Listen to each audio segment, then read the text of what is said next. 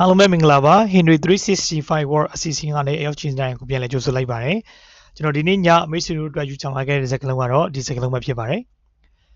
အင်္ဂလိပ်လိုဆိုလို့ရှိရင်ကျွန်တော်အတန်ထွက် charismatic ဒီလိုအတန်ထွက်လို့ရပါတယ်နော် charismatic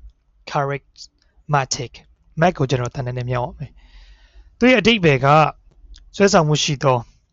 တနည်းအားဖြင့်လေးစားစရာကောင်းလောက်တဲ့အရေးသွေးတွေပိုင်ဆိုင်ထားတော့ပေါ့နော်တချို့လူတွေကြည့်လိုက်မှဆိုရင်